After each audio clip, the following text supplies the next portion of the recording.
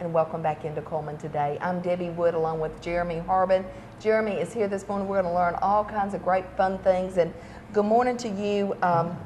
You have become one of my very special friends, and I don't get to see you but once or twice a week, but when we don't see you, we miss you.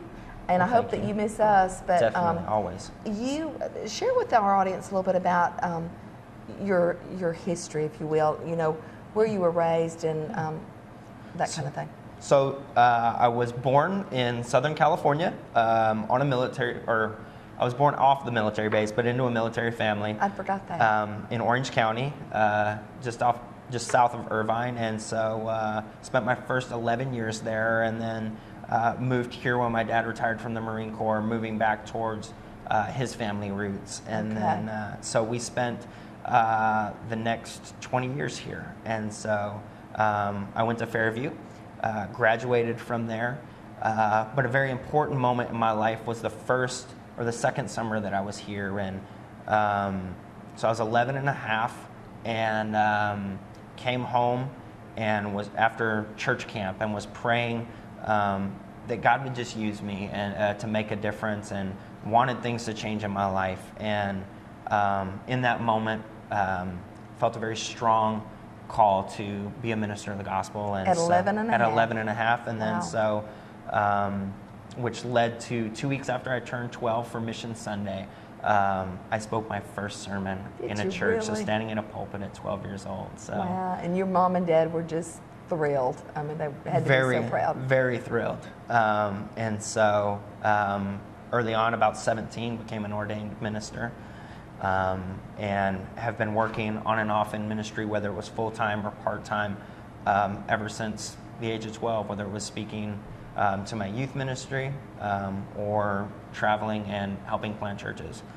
Wonderful. Now, and I had forgotten about the history that you were born in California. So therefore, it would be a natural migration for you to go back to California when you got older. Is that sort of how you felt? Did you feel like? Yeah. Or was there another reason that you went back? Yeah, it was, there's always been a deep love for Los Angeles, and it wasn't for the lights or the movie or television industry or music.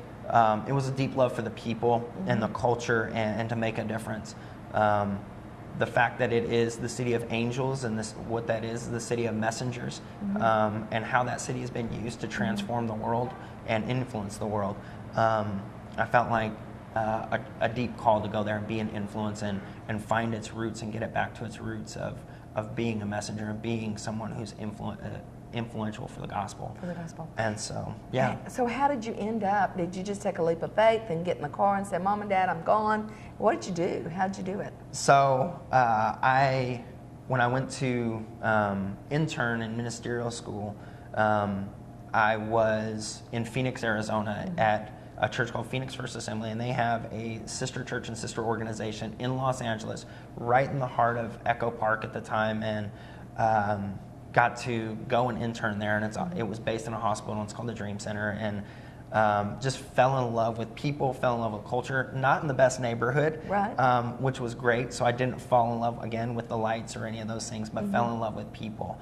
And so felt that deep call just to go back there and know that I wanted to make a difference, and how they were doing it and being very intentional and building community and building relationships with people, not just trying to put the gospel into them, but to love those people, give them their physical needs by means which to open the door to speak into their spiritual needs. Absolutely. Now, how many years did this last for you before you came back here? So I interned there a total between the two cities about 2.5 years. Okay. And then came back here to help plant a church. They were a few months into kind of some soft services, and met with a very old friend of mine that we'll talk about here in a minute, that I had known for several years, and just were on a ride with him. And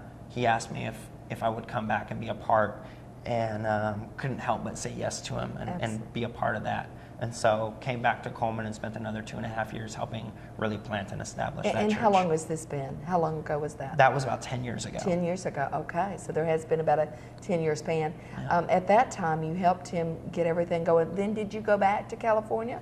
I did. I went back to, Phoenix. Okay.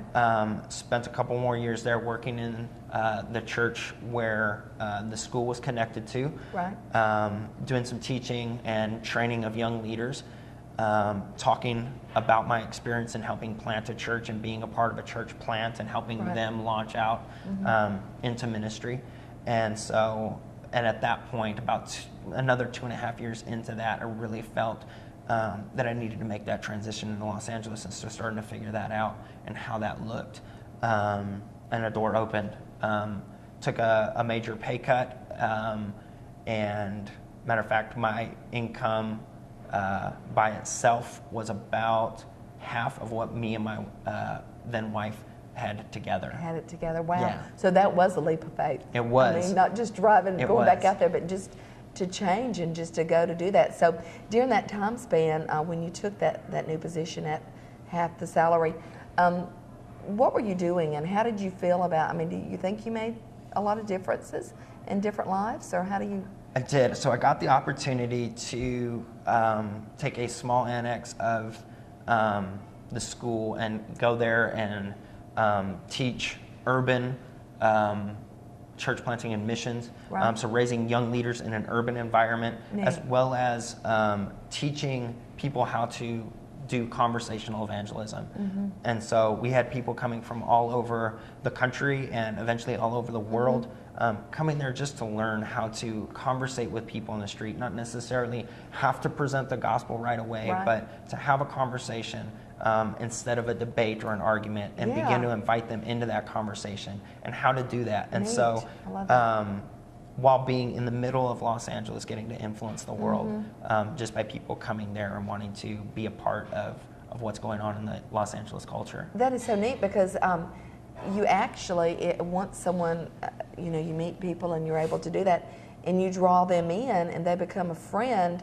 that opens the doors, doesn't it? I mean, once they trust you, then you sort of planted the seeds to where you can, I mean, is that the purpose? Very much so, very much so. And so one of the things that I used to tell them was, I'm not so much concerned about what your results or what happens here during the week that you're here, but the tools that you're given to go back into your community and make a difference. Absolutely.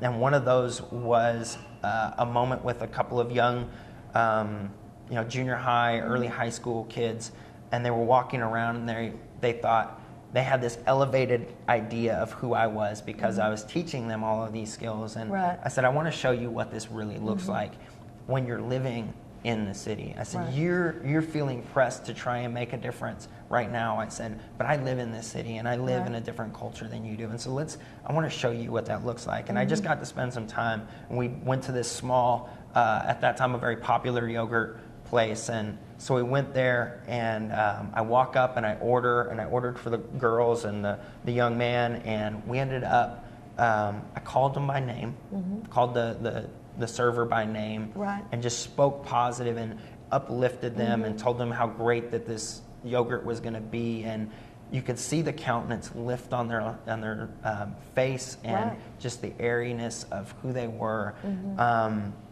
And we came and sat down, and I remember one little girl, the light came on, and she goes, I see what you mean now. What you're talking and about. so when you're living on mission, when you're living focused on building a relationship with your community and being there, every moment can be divine, and every encounter can make a difference. Every moment makes a difference. That is too neat. And see, we're at the Blue Moose Cafe this morning on First Street, and I told you, I think from the very beginning, and I told my family that you can minister anywhere, and this is certainly proof of that. Is that what we try to do each and every day here at the little cafe, and that's how we met you. Didn't even realize what we were doing, but we did it, didn't we? So we sure did. It's so neat. I want to talk a little bit about the church that you're affiliated with, just briefly, and then we're going to take a break. But Pastor Tim Kenny, most of us, I think, in the community know Pastor Tim. He's a great guy. at Abundant Grace. How did you go from all of that wonderful stuff that you were doing in California and come back here? You've been back here, how long now? A little over a year. A little over a year, okay. So, obviously Tim Kinney was the one that I helped 10 years That's beforehand right, to be a part of that church plant and getting the foundation and set. And so came back here with kind of a plan just to take a 3-month sabbatical. I had been working, I had left that parachurch organization doing missions training, was an outreach pastor at the time at a church right there in Hollywood, and actually was a partner of that missions organization. And so spent some time, and I said, I just need to go spend some time with family because I hadn't seen them in many years. And so I came back to Alabama planning to just have 3 months where I did nothing. And so spent that time, did nothing. For the first time in years, went the last 2 weeks and went out in the woods, lived off of the land, which was really interesting after being an urban person for many years at that point. Got back to those survival roots. And so then came into the church and just felt a deep love and need to re-energize the church and be a part of that revitalization and what I felt God was doing in moving it to a different phase in the church. And that's something I've learned over the years, is that you have different phases of churches, and they were getting ready to do that. And so I felt like being a part of that was important to me because this was part of me. This was something that I had helped plant and be a part of. And so figured out to spend some time working with them, and next thing I knew, I was staying again, kind of like that conversation years ago. Found myself opening up my mouth saying, yes, I'll stick around and be here. So you are part of Abundant Grace. I am. And Abundant Grace is on, if you're not familiar, on 9th Street. And it's almost directly across the street from the Catholic Cemetery. And it has grown by leaps and bounds. And it's so neat to be able to look over there and see all the young people going in and out, and that's just a really neat thing. So Pastor Tim Kinney and Pastor Jeremy Harbin, and we're going to take a break, and when we come back, we're going to talk about missions and life on mission, and obviously that's where your heart is, and there may be a lot of people out there watching this morning that maybe that's what they want to do, and they don't know how to go about doing it. They're stuck in a job, they own a home that they can't they feel like maybe they can't ever get paid off, that kind of thing. But there are ways to live life different. There is. And with purpose. I'm excited to talk about that. Exactly. All right. You stay with us. We'll be back with a lot more of Cullman Today right after this.